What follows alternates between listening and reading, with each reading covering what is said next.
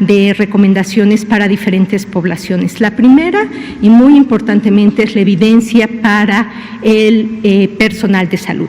Esto es fundamental saberlo porque el tipo de equipo de protección personal va a depender de las actividades, del entorno y de la transmisión del virus. Estos son los elementos que recomienda tanto nuestras guías como los de la Organización Mundial de la Salud para dar las recomendaciones de qué equipo de protección personal deben de utilizar los y las trabajadores de salud.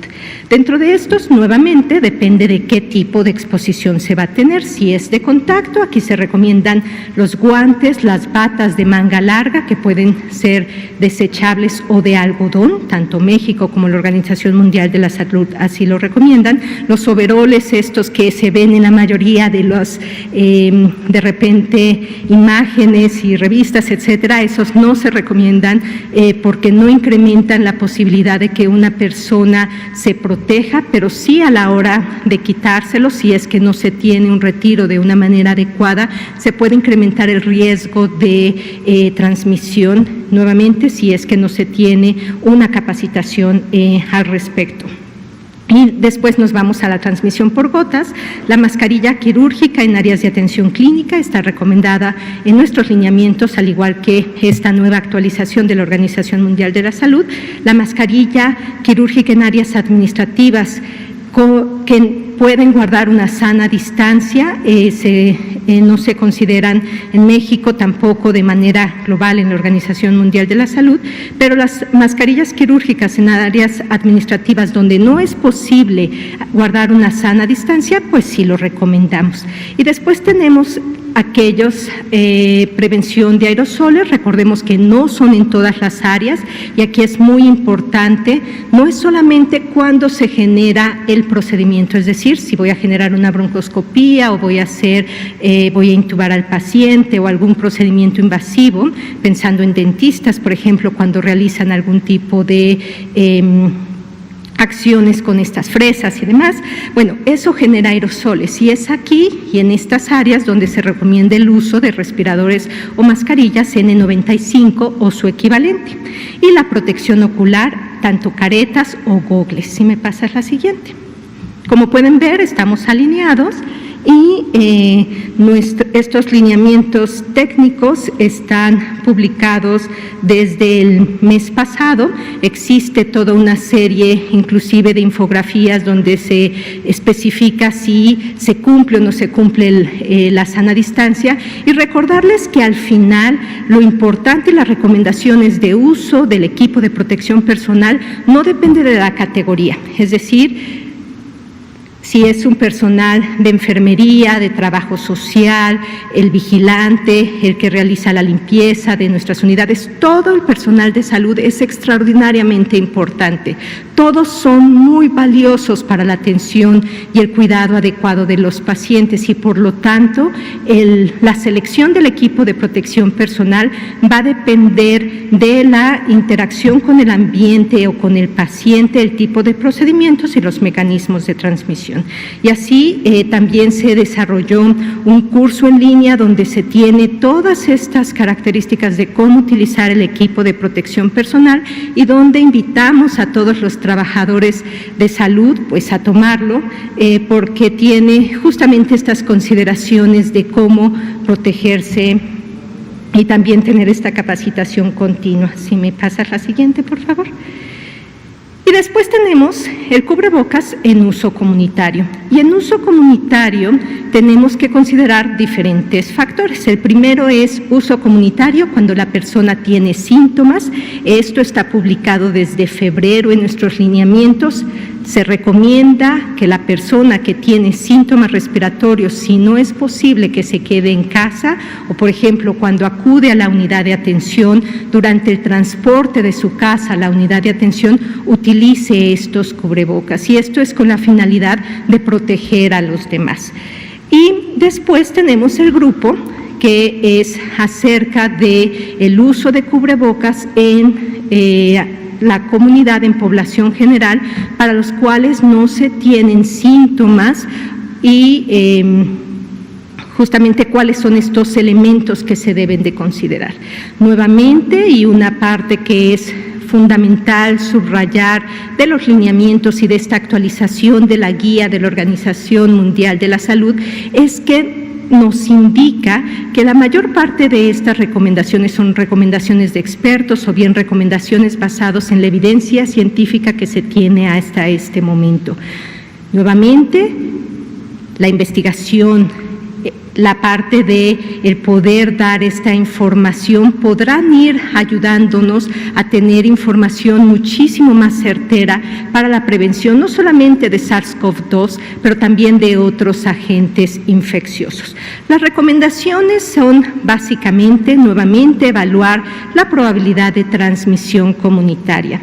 El siguiente es el tipo de ocupación, el contacto cercano, por ejemplo, con personas. Si yo voy a tener este tipo de contacto, pensemos en una persona que trabaja en un mercado, por ejemplo, y que va a tener un contacto estrecho con muchas personas, pues evidentemente será un grupo que tendríamos que poner atención.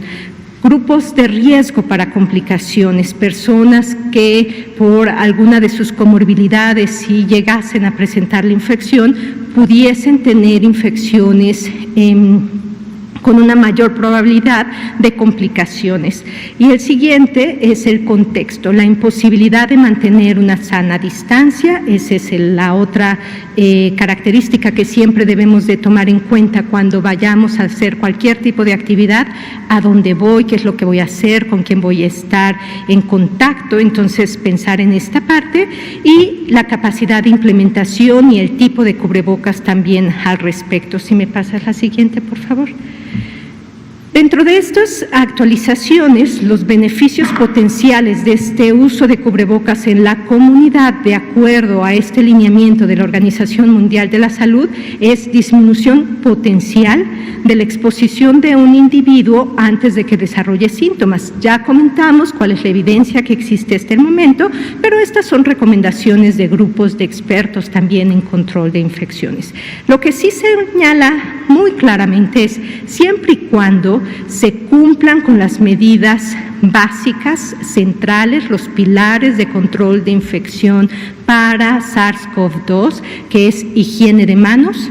Nuevamente, recordemos contacto, la forma de evitarlo, higiene de manos, no tocar nuestros ojos, nariz y boca para evitar esta autoinoculación y mantener una sana distancia. Eso es fundamental y esto se tiene que ver como una medida adicional y no como una medida única, sino el centro, el pilar de la prevención son estas tres medidas básicamente. Y el siguiente beneficio que también menciona es esta potencial reactivación social y económica por las personas que ahora pues se dedican a la producción de cubrebocas. Si me pasas la siguiente. Pero ahora vean también en este mismo lineamiento cuáles son los riesgos potenciales del uso de cubrebocas en la comunidad. Nuevamente están en este lineamiento de la Organización Mundial de la Salud y el primero es la autoinoculación, la contaminación. Al tener un objeto extraño en la cara, es más fácil que nos dé comezón, que nos rasquemos, que manipulemos de una forma inadecuada este cubrebocas y que, por lo tanto, si yo no hice higiene de manos antes de hacer esta manipulación o la hago de una manera inadecuada, tengo el riesgo de autoinocularme, es decir, por traer este mecanismo, si estoy guardando una sana distancia, puedo tener un mayor riesgo en este punto. El siguiente es la amplificación, si no se cambian.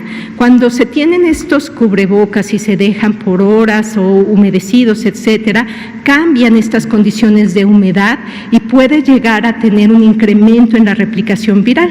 Recordemos que esta parte del contacto y de cuánto tiempo sobrevive el virus en la superficie dependía de estos factores. Entonces, si yo traigo el cubrebocas, si está húmedo y no me lo cambio, etcétera, pues evidentemente, en lugar de tener poquitas partículas que iban a caer de todas formas guardando mi sana distancia, ahora lo traigo porque tengo esta sensación de falsa seguridad justo en el cubrebocas en la parte externa. Las lesiones en la piel, la dermatitis, el incremento en el acné, que también es importante. Aquellas personas que utilizan estos cubrebocas evidentemente pueden incrementar el riesgo de tener estas lesiones. Dificultad para comunicarse, esto es importante en niños, en personas adultos mayores, también aquellos que usan el lenguaje de señas, por ejemplo, es una barrera en esta parte de comunicación y lo más importante, una falsa sensación de seguridad. No hay nada más peligroso que sentirnos seguros con un elemento que no va solo, que no es 100% efectivo si no está acompañado de las otras acciones y si no tenemos en mente estos riesgos potenciales de un mal uso del cubrebocas. Y finalmente el impacto ambiental, que también todos somos responsables de estar velando por la salud ambiental en beneficio de la población. Si me pasa la siguiente. Y tenemos diferentes tipos de cubrebocas. Tenemos los cubrebocas quirúrgicos y tenemos los cubrebocas de tela.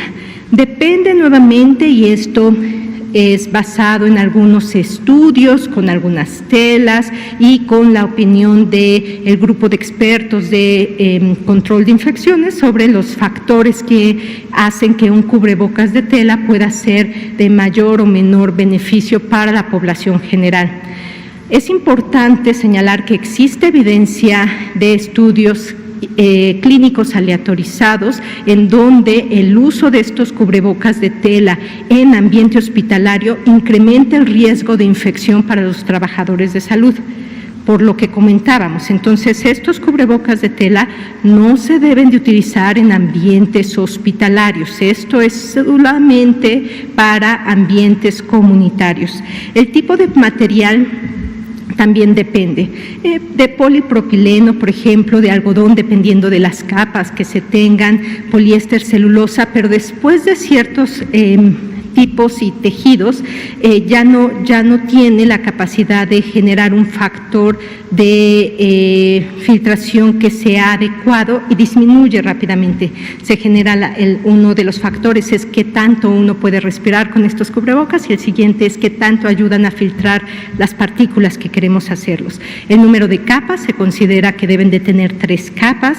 La combinación de estos materiales utilizados, sobre todo de preferencia en ambiente hospitalario, siempre se debe de tener una capa que sea resistente al agua de la parte externa, la forma que se adapte bien a la forma de la cara, ajuste nasal para aquellos cubrebocas que se están utilizando en la atención clínica y de preferencia también a nivel comunitario, y el uso. Y para el uso, ahorita vamos a hacer un ejercicio de cómo colocar y cuáles son estos tips que debemos de tener en nuestras casas para el uso correcto de estos cubrebocas.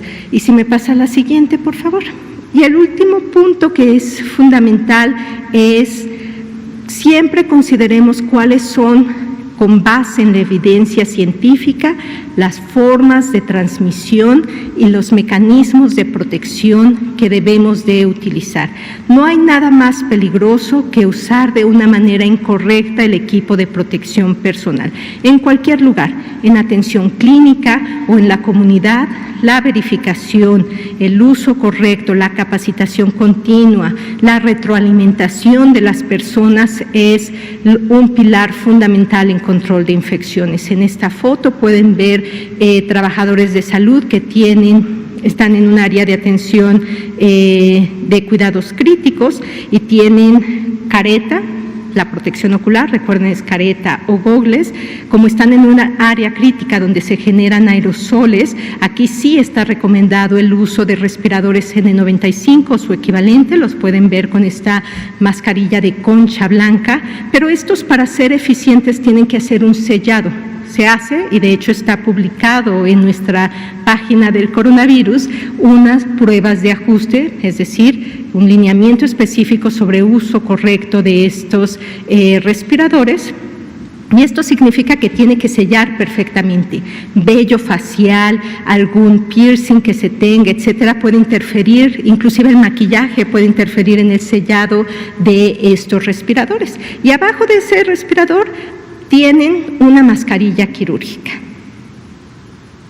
Y entonces lo que significa es que no hizo sellado ese respirador y que por lo tanto desafortunadamente estas personas se expusieron a esta área de aerosoles pensando y creyendo que al ponerse más iban a estar más protegidas, cuando lo que conocemos es que un uso correcto debe de estar en esta parte de la verificación. Entonces, traigo unos cubrebocas porque creo que es más fácil hacerlo que explicarlo luego de otra manera. Y lo primero que evidentemente les diría, nunca salgan sin alcohol gel. Recuerden que la higiene de manos es el pilar central en la prevención de infecciones.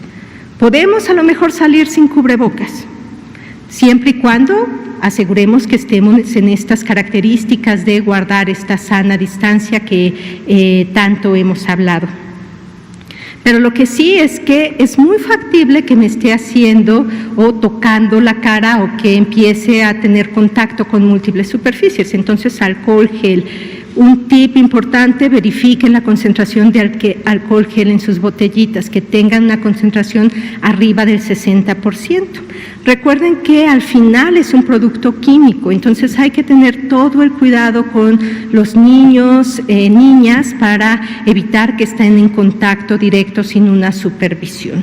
Una vez que tengo mis cubrebocas, yo los traigo en una bolsita de plástico porque he observado que en muchas ocasiones las personas los traen hecho bolitas en sus bolsas o en la bolsa del saco o demás, lo cual evidentemente si pensamos en estos mecanismos de transmisión y que los voy a estar usando cuando esté en contacto cercano con alguien, pues quiere decir que va a estar contaminado con virus potencialmente en esta superficie húmeda y porosa y luego me lo voy a llevar a la bolsa, lo voy a hacer bolita y luego cuando meta la mano para sacar mis llaves, pues ya me contaminé y si no traía alcohol gel, pues puedo llevarme las manos a la cara y tener esta autoinoculación. Entonces, higiene de manos, la técnica de la OMS o la técnica que deseen, pero lo importante es cubrir la superficie completa de sus manos. Esto es muy importante.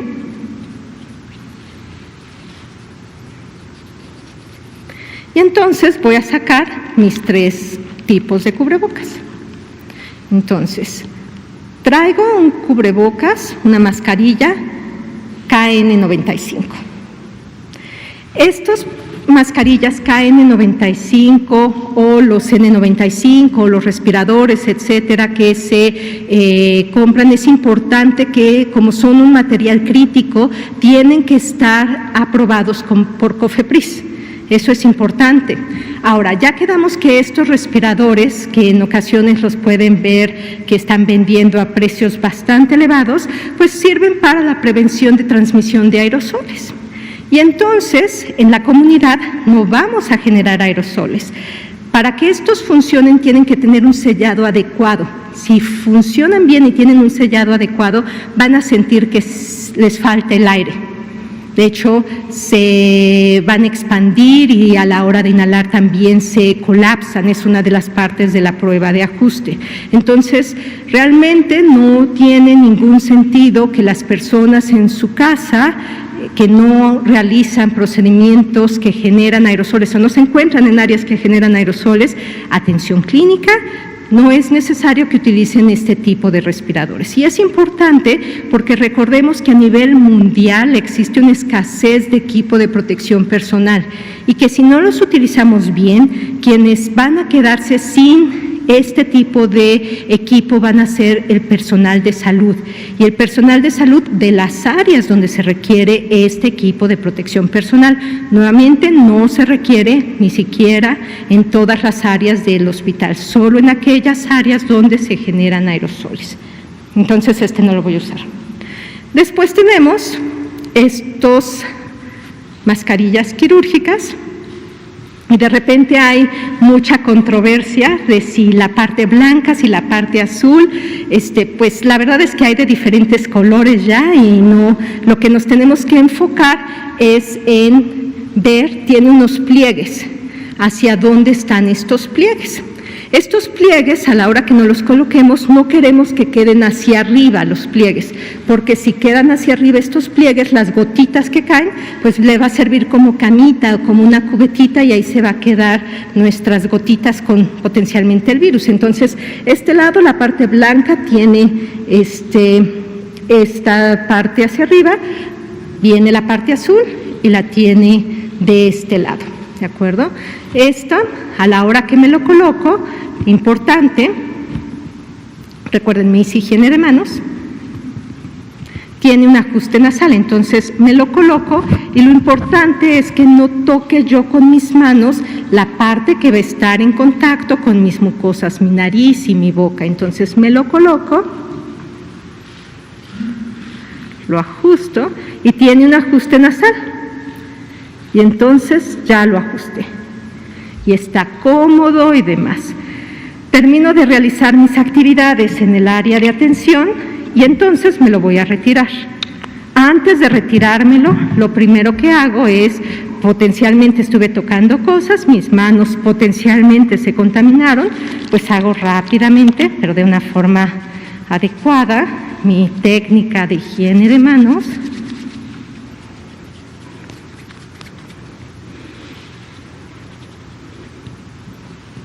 Y luego lo que no hagan, y les invito a que lo vean entre sus amigos y las personas que van en la calle y demás, hay muchas personas que inmediatamente quieren tocarlo y quitárselo de enfrente, o lo manipulan, o van a comer, traen la mascarilla, quieren comer, moverlo, y lo primero que hacen es lo tocan de esta parte. Eso es lo peor, porque es la parte que estuvo más expuesta, se considera contaminado, y esto no lo tengo que tocar. Entonces, inclino ligeramente mi cabeza, lo tomo de las cintillas y lo retiro.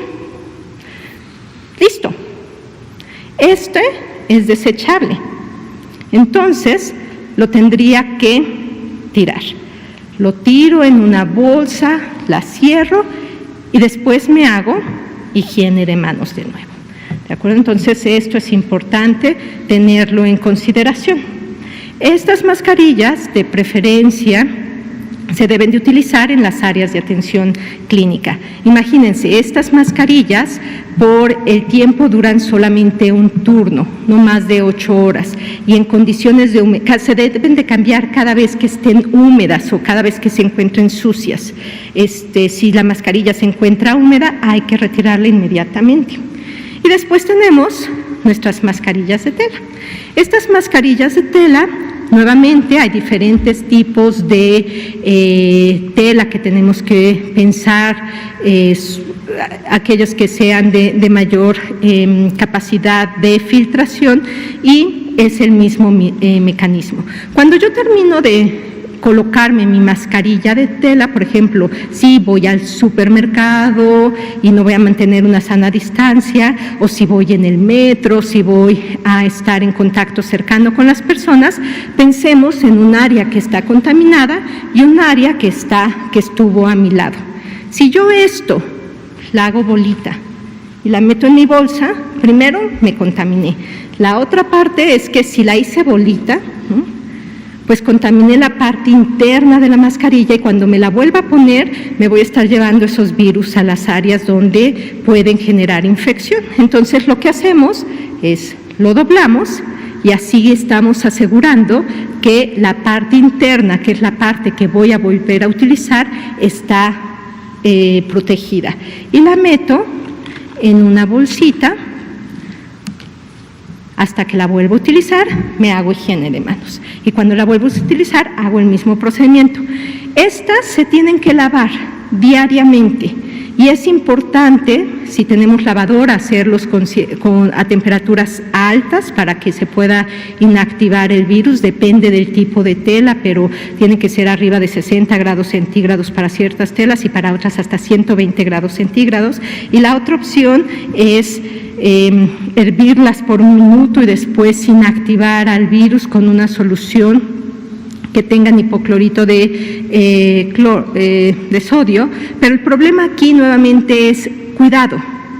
Porque si nosotros estamos desinfectando de esta manera y después nos retiramos estos productos, lo que podemos condicionar es toxicidad para las personas. Se inactiva el virus, pero después se tiene que enjuagar, porque si no, lo que vamos a estar condicionando es que estemos inhalando estos productos tóxicos, si es que no se desechó la mascarilla. Y pues lo más importante nuevamente es que estas bajo ninguna circunstancia quitan los pilares de prevención de infecciones y están tal cual alineadas estas recomendaciones de la Organización Mundial de la Salud con las estrategias y los lineamientos de esta transición hacia la nueva normalidad. Gracias.